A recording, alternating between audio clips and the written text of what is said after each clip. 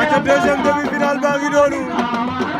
diggante Fabregas bu Lelan Coly ak ki nga xamante ne moo di Solomon bu Talen deuxième demi-finale poids léger.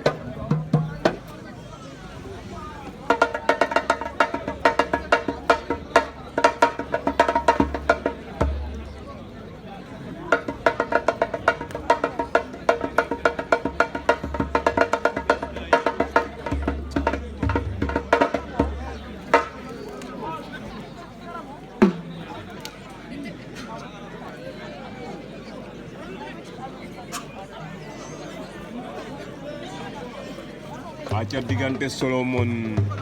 Fabregas bu Lelan Coly deuxième demi-finale.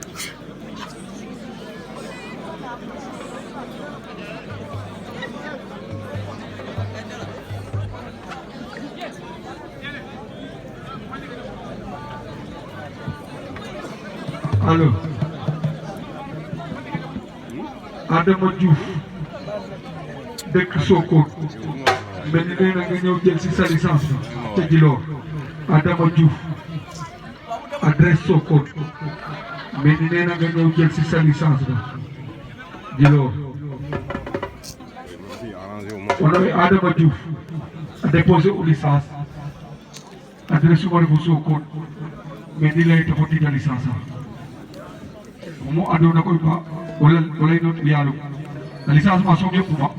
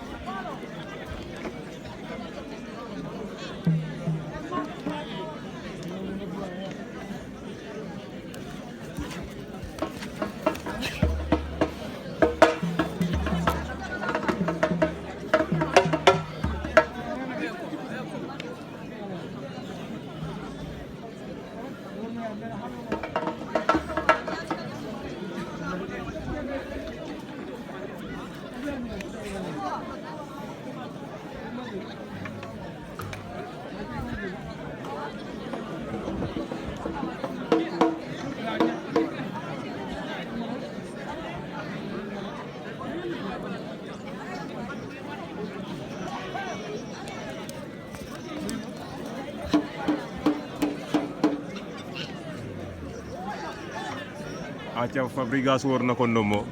Fabregas daan na Solomon Fabregas en finale.